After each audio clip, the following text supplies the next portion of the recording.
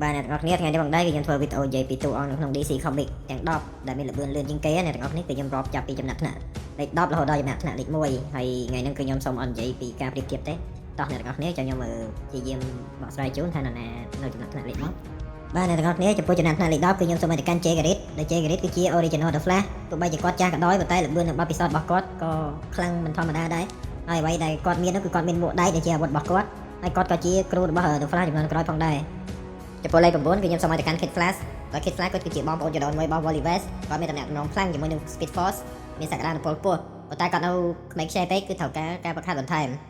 ចំពោះលេខ8គឺបានទៅលើ God Speed ដោយ God Speed គឺជាក្រុមការងាររបស់ Barry Allen ដែលខ្លាចជាតួអាក្រក់ជា villain ផងនិងខ្លាចទៅជា anti hero ផង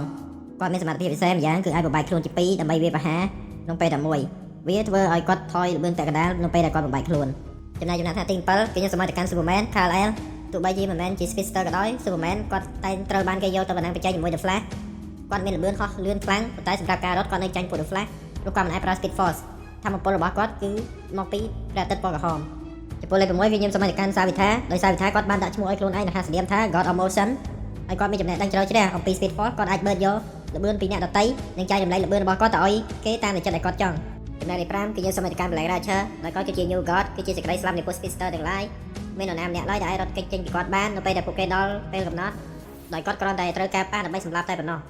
ចំណែកលេខ4គឺគ្មាននរណាឆ្ងាយទេក្រៅពីលោកតំណើប River Flash នឹងដែលជាគូសត្រូវធំបំផុតរបស់ Barry Allen គាត់ប្រើប្រាស់នូវធម៌ពល Negative Speed Force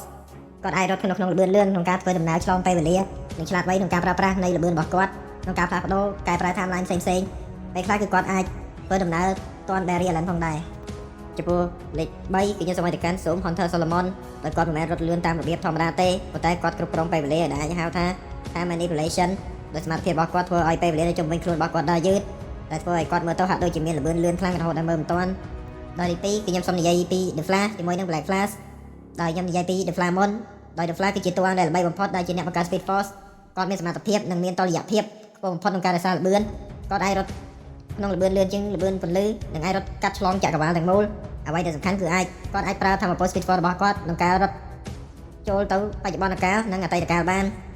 ដោយ Black Flash គាត់គឺជាកម្លាំងនៃធម្មជាតិដែលអាចហៅបានថា NTNT ឬមួយក៏ Force of Nature ដែលរស់នៅក្នុង Speed Force តួនាទីរបស់វាគឺមកយកទទួលវិញ្ញាណរបស់ពួក Speedster នៅពេលដែលពួកគេអស់ជីវិតដើម្បីនាំទៅចូលទៅក្នុង Speed Force វិញហើយ Black Flash នឹងលេចមុខនៅពេលដែលពួក Speedster ជិតស្លាប់ប៉ុណ្ណោះដោយគ្រាន់តែឃើញវាភ្លាមនេះបានន័យថាពេលវេលារបស់ពួកគេនឹងអស់ហើយ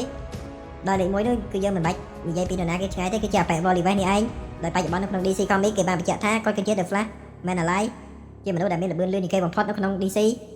ខុសពី Barry Allen ដែលបង្កើតថាមពល Speed Force ដោយ Wally West គាត់គឺជា Speed Force ផ្ទាល់តែម្ដងតែគឺជា Man Life Connection គាត់ធ្លាប់រត់ឆ្លងកាត់ល្បឿនរហូតដល់ឈ្នះការបំលាស់ទីភ្លាម Instant Teleportation និងរត់លឿនជាងពេលវេលាខ្លួនឯងទៅទៀត